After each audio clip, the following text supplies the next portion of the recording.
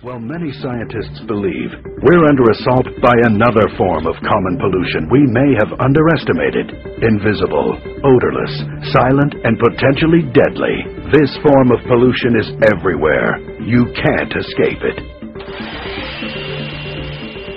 Electromagnetic frequencies, EMFs, produced by most electrical devices, appliances, and the high-voltage power lines that surround us.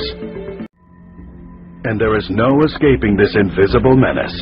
Electropollution is not limited to cell phones and microwave ovens, home computers, laptops, cordless phones, televisions, refrigerators, hair dryers, coffee makers. Even our cars add to the daily accumulation of electropollution that may be pushing us closer to a national health crisis. Some environmentalists call this proliferation of EMFs electropollution. And one United States government agency warns that the levels Americans are exposed to every day without even being aware of it may be dangerous. The fact is, you, your loved ones, your children are exposed to 100 million times more EMFs, electromagnetic radiation, and microwaves than your grandparents. And now, one source of electropollution has become an increasingly integral part of our lives. Up close and personal, the cell phone. Brain cancer is up 25% since cell phones became popular. Every year, there are 183,000 more cases in the U.S. alone. The damage from electropollution is cumulative and may take years, even decades, to reveal itself. But every exposure may adversely affect your health. Several renowned neurosurgeons believe radiation from cell phones and other mobile devices are directly related to the 21% increase in brain tumors in children. Children and teenagers are at greatest risk from electropollution damage because their skulls are thinner, they have more brain fluid, and their bodies are not fully developed. How much time does your child spend on the cell phone every day? And how will the constant barrage of electromagnetic radiation from cell phone use affect your child's health in 5 years, 10 years, 20 or more years?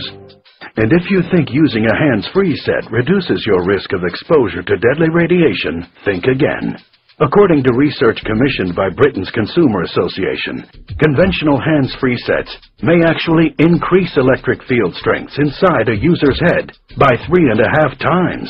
It appears that the headset wire acts as a concentrating aerial that attracts and channels radiation toward the head, not just from your cell phone, but from all sources of EMFs, electromagnetic radiation, and microwaves in the vicinity.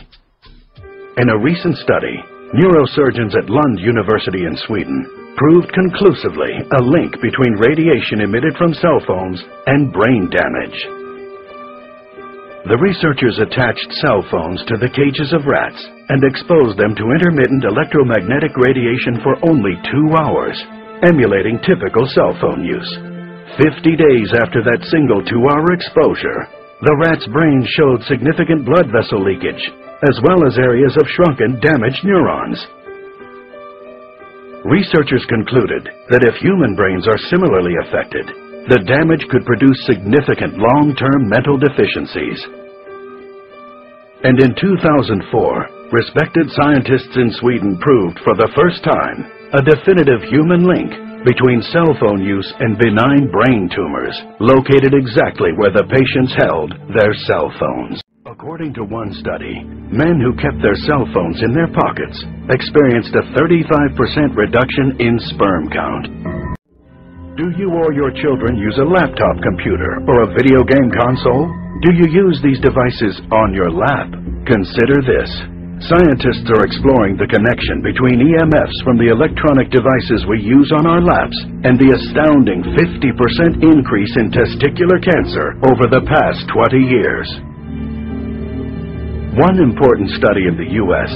found a link between those who work in an environment with high EMF exposure and neurodegenerative disorders, such as Alzheimer's disease, Parkinson's disease, and Lou Gehrig's disease.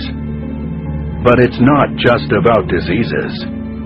Research shows that continual exposure to this onslaught of electropollution disrupts your natural energy levels triggering an adrenal response which, in turn, increases stress responses. This constant stress contributes to your energy depletion and fatigue, lack of concentration, poor work performance, and difficulty getting a good night's sleep. If electropollution is so dangerous, why doesn't the government step in and do something about it?